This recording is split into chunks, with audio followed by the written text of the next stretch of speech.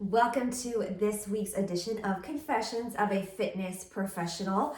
We are diving into a special series on the podcast and the video. So hello, if you're joining me on YouTube, love the visuals. Sometimes it's just nice to have something different.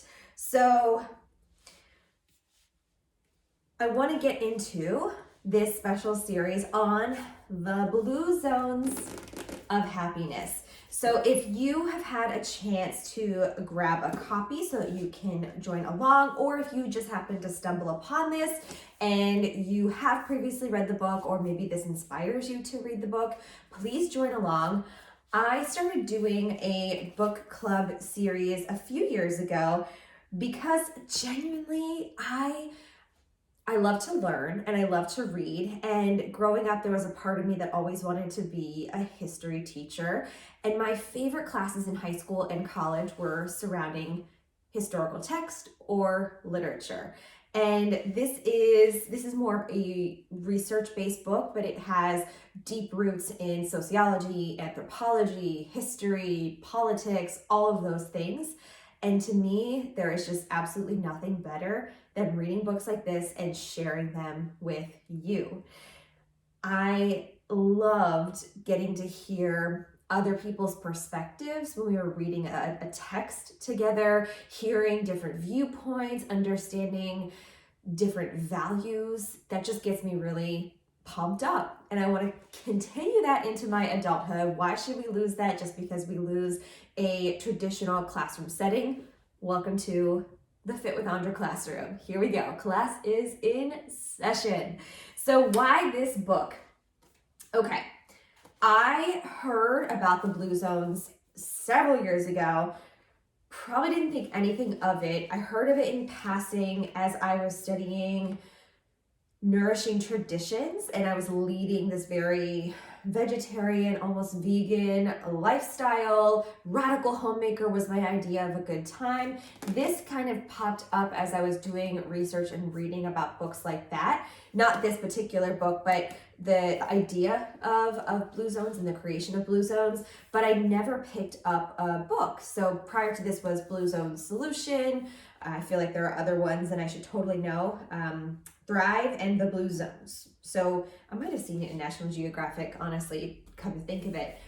But I heard about it again. It was brought up to my attention, I want to say 2 or 3 years ago. One of my fellow high fitness instructors, who was actually, I call her my high fitness mommy. She's the one who trained me. Her name is McCall Tyson. And she did a whole thing on her Instagram about how she was reading it. She was sharing recipes and like going through the 9 different principles of living a blue zones lifestyle, basically. And that really piqued my interest. I wanted to get to know more about the blue zones. I wanted to learn more about this way of life because truthfully, I'm here to learn how to do things better and how to share that with you. I feel like that is my calling in life, is to be an excellent student, to try things out and to share the results with you. That's why I'm always trying to learn new fitness modalities and different movement modalities and kind of synthesize them and bring them to my clients, bring them to you. So let's dive into the blue zones. Okay. I picked the blue zones of happiness to focus on for this series because it seemed like a topic of the Blue Zones books. It seemed like one that many people could relate to or enjoy. Honestly, reading, I appreciate the history and the anthropology and the environmental pieces of just learning about the blue zones. But when you talk about longevity and happiness, aren't those things that most people can get behind? So I thought this would be the best thing to bring to this short series for a book, a good one. So, okay, let's start with what is a blue zone? And this is where I wish I had like a visual chart that I could show you, but there have been different areas identified non-scientific term given to geographic regions that are home to some of the world's oldest people. So basically what was happening, this author, Dan Buettner, was realizing that there were centenarians, they call them, so people that lived to be 100 or more all around the world, and they were discovering pockets. So they were kind of graphing them and putting little dots on a graph, and they discovered that there were all of these 100-year-olds living in particular places around the world. So they discovered, and it goes into it in the Blue Zones book, but they also talk about it in Blue Zones of Happiness. And there is a mini series on Netflix called Living to 100, and they detail each and every one of these different villages or cities and talk about the things that they do to increase their longevity and really enjoy life. So they look at Sardinia, Italy, Nicoya, Costa Rica, Ikaria, Greece, Okinawa, Japan, and Loma Linda in California. One other reason that I wanted to learn more about these Blue Zones, so my husband is a member of the Seventh-day Adventist Church, and Loma Linda is a huge Seventh-day Adventist community. So when I went out to Palm Springs to go to a conference, my husband came with me, and he actually visited Loma Linda and got to go to their vegetarian store, and he still gets his vegetarian meats from the Loma Linda company and area, and it was just like a cool experience for him. So I also knew that the Blue Zones were related to Loma Linda. Like I keep hearing about that from him. So it just, all of these things kind of converge to make this my study book of the first quarter of the year. So there are a lot of different facts about the different Blue Zones, but there were some commonalities derived from each of them. So a lot of these communities around the world had an appreciation for the elderly, the older generation. None of the communities that are highlighted in the Blue Zones that had boasted these centenarians, people that were living longer, none of them had older folk homes. None of them had retirement communities. People of all ages lived together. And that's my first aha moment, because I really was a student of female and independent success, a student of manifest destiny. That was something that caught my attention way back in 8th grade, and something that I continued to study well through college, even looking at it for my senior thesis in college. This idea of winning, of independence, of rags to riches, of having it all, especially when it comes to women. So I know that my generation, especially millennial females, we have been taught that in order to be successful, you need to have your own place, you need to have your own things, you need to have made your own way. And it would never have occurred to me to go back and live with my family. I needed to be independent. I needed to be on my own. That was being successful. But what they're finding in these Blue Zone regions, these areas, is people of all ages coexist. And the youth look up to the elderly. The adults of the community, the ones who were really running, respected the elderly and got all of their information from them to continue on traditions, to continue living this way of life, and everybody benefited from that living situation. I thought that was fascinating, just how much they really revered the elderly. They didn't just push them off into a retirement community and say, we'll come see you on Sunday. They are part of daily life in their households. I thought that was interesting. They also, these different areas really promote social environments. So some of them will have this group of people that stick together from childhood through the older years. They take care of each other. There was one instance where one did fall ill, and everybody kind of got together to pull their funds together to get that person better, get them the treatment that they needed that was not available in their immediate area. there was a lot of emphasis placed on being social and having a social group. Again, this idea of needing to be independent, this idea of being alone. I know we joke about it in memes of things like, I couldn't go outside today because there were too many people, or it was just too people-y today.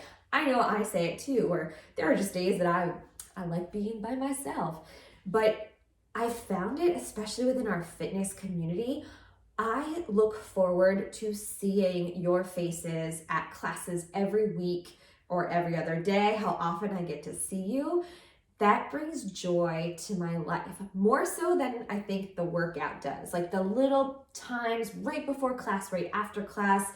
Do you remember, this really has not happened since COVID, but pre-COVID, my husband would text me like, are you coming home? Because it would have been like an hour or an hour and a half after class that we were still talking. So all of that time, that social time, I think that's why group fitness does so well, because we bring each other together, we look out for each other, we celebrate each other's successes, we're there for each other on some tough days, working through some tough elements. So I think there's something to that social group. Something else that he noticed about the different blue zones, the people that lived in the different blue zones, is that they made their food. Some of them didn't even really have access to fast food or faster food.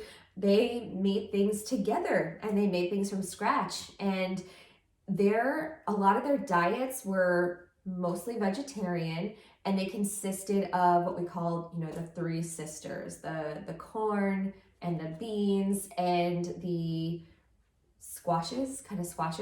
So they were not eating a ton of meat. I know in the fitness community, we prioritize protein. We say protein over everything. But some of me wonders if that is just to keep going. Like if we're saying protein because you can keep going, carb up so you can keep going, go faster. The blue zones for happiness really prioritize downtime. However, he also noticed that while they weren't necessarily going to like a fitness class or pumping weights in a gym, they were moving constantly and consistently throughout the day. So that neat exercising, right? Where you are gardening. So the people that were like 100 years old, still alive, gardening every day, they were squatting down and lifting up like 30, 40 times, tending to their garden every single day. He also found specifically in Okinawa, they did not have chairs. So sitting on a chair like this, we're really shortening our hip flexors and we are not squatting as much as I think we should be. Just to get up and down, to eat, to do chores, whatever it was, they were doing hundreds of squats a day. So they were in great shape at even 80, 90, 100 years old. Goals, right? So of course, just that little tidbit, and this is just from part 1 of this book, just the tip of that iceberg, just that little tidbit, just those little facts makes me want to read more. Okay, so how are they doing this? My initial thought when I look at groups of people like this is, how are they affording to live? Because I don't know about you, but bills are a thing, right? There's always something that requires our money. And a lot of them will pool resources. They're not spending a lot of money on going out to eat. They stay in a pretty small radius of their home. They walk everywhere. They either bicycle or walk if they have a work location outside their home. And they're not trying to work for the weekend, right? They're not trying to work in order to go away and take their pity 2 weeks of vacation from their job. Some of them worked from 6 a.m. to 10 a.m. and that was it. 4 hours a day. They're onto something there. They are onto something there. I love it. So this is really just part one of this huge book. We're going to do a few different weeks of this series. So I really enjoyed this, and I think it's a great perspective on thriving, a great perspective on what is happiness and why do we need to be happier. And they had this scale. So some of the research that they did, they would go to one location and have several people fill out a couple of questions about themselves, their current health, and they asked them to rate their own happiness on a scale from 0 to 10, 10 being the happiest, 0 being not happy at all. It's simple as that. How happy are you? Like, and in that idea, how many times have you smiled in the last 24 hours? How many times have you had positive or happy thoughts in the last 24 hours? Utilizing that information, rate how happy you are on a scale from 0 to 10. So I'll ask you that. In the last 24 hours, how many times have you smiled or laughed or had positive or good thoughts? Utilizing that information, rate yourself on a scale from 0 to 10. How happy are you today? I think I'm probably at a 7. I'm at a 7. I'm in a place with my professional work where I'm creating more work for myself than I need to. I kind of just do that. I mean, look, I'm doing a book series here. I don't need to do this, but I like it. I'm creating more work for myself because I like a challenge and I like to create. I need to create in order to be happy. I am not a status quo paper pusher. I am not a sit down and listen and wait for instructions. I go, I create. I like to be in charge. I like to share the knowledge that I have to benefit other people. Perfect for being a fitness trainer, right? Perfect for being a fitness trainer. I like to take information and synthesize it and make it available for lots and lots of people. Okay, so he did that happiness test, and then he went back to those locations and did it 1 year later after implementing some changes in those cities. And I thought that was pretty cool. And they noticed that people were happier when they got to stay closer to home, when they had 4 or 5 socializing hours with each other, when they were mindful about the food that they were eating, not just sort of mindlessly eating. It is, in our fast-paced expectations and culture, it is so easy to just mindlessly eat. They also included in the Blue Zones of Happiness in part 1, there is this Blue Zones Happiness Test. I'm gonna find a link and post it in the comments on the YouTube and also the comments on the podcast. It asks about, it's like all of these different life factors and it gives you a rating. So it can help you figure out the status of happiness in your life. So there's that simple scale, but then there's also this test where it's asking life factors like, and this is indicative of people living in the blue zones, what they had and what helped them thrive and be happy. So things like, you live with a loving partner. I love this one. You own a dog. Dog people are the best people. You volunteer at least 1 hour per week. Ooh, that was another major component of every single blue zone that they found. People were volunteering multiple times a week. So not only were they helping themselves, they were utilizing their time to help others. And I can attest to that. That's something that I spent a lot of 2023 volunteering at a food pantry. I've been spending a lot of the last, 4 months or so and into this year reading to little kids every week, just giving yourself that little dose. It allows you to step outside of maybe your comfort zone. It allows you to view the world from somebody else's perspective, and it makes you feel really good to give back and share your talents and expertise with others. They also have on here things like you spend at least 3 hours per day socializing with people whose company you enjoy. That's an important one. You regularly treat yourself to new experiences. You regard yourself as being likable. You have houseplants, a fish tank, live near a park, or have a window to view nature.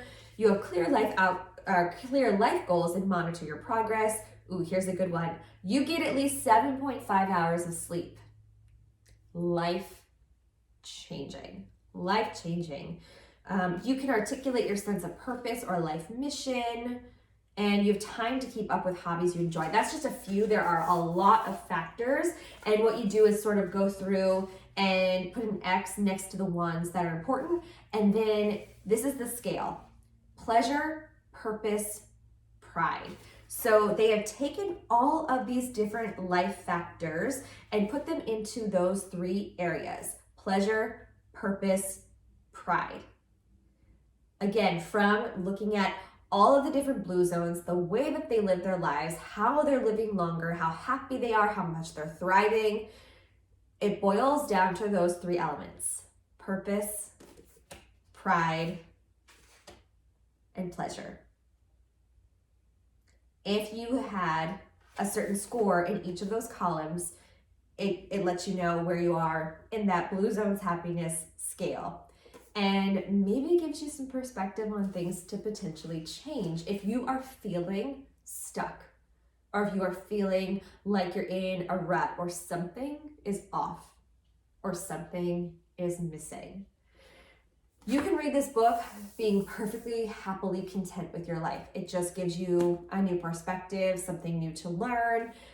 But if you're looking for something more, or you feel like you could do more, or you could live more to your full potential, I feel like this is going to help you move the needle for sure. And I'm only 44 pages in, and I'm in it. So I took this little test, and they're going to dive more into all of those things. So as a finisher for this first part, they kind of boiled it down to, so again, there's that blue zones test, the scale from 0 to 10. They looked at all of these different places around the world. True happiness has these elements: living with someone that you love, spending 30 minutes of quality time, if you have kids, with them at least 5 times a week, having a dog, spending less than 1 hour watching TV or playing video games, that's huge, having people in your life whom you can confide in after a difficult day, eating 6 servings of fruits or vegetables daily. Again, a lot of the blue zones he found were primarily vegetarian. And interestingly enough, if they did eat meat, it was almost always pork. Interesting. I don't eat pork. You meditate at least once a week. You visit the doctor and the dentist at least once per year. Your home has natural good light. You live near nature. You can articulate your sense of purpose or life mission. And you care for loved ones such as sick children or aging parents. So he found that the people that had those life things, again, under that scale of pleasure, purpose, and pride, were among the happiest people he encountered around the world. Or I mean the author, Dan Buettner, of this book, but there was a team of people that did this research. So I'm excited to see where we go next. I think part 2, we're going to dive into all of the different blue zones that he studied and the particular regions and what they focused on for their thriving and their happiness. And again, if you don't have the interest in reading this book, that Netflix series, Living to 100, was so good. Highly recommend checking that out. I think it's only a couple of hours. It's a mini series. There's like 4 episodes, very easy to digest, easy to have on as you're doing other tasks. I enjoyed watching it while I was doing dishes and laundry and all kinds of things like that. So a good one to watch, but I'm excited to dive even deeper into this book. I have a feeling after reading this, I'm going to probably read the rest of his books. I tend to do that. Do you do this? If I find an author that I really love, I will end up reading all their books.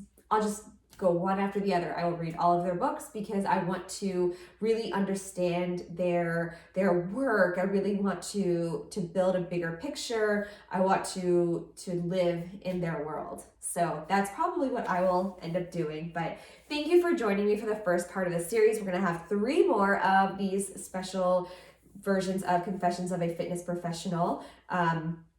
I guess the confession for this week that you can say is I am a book club nerd.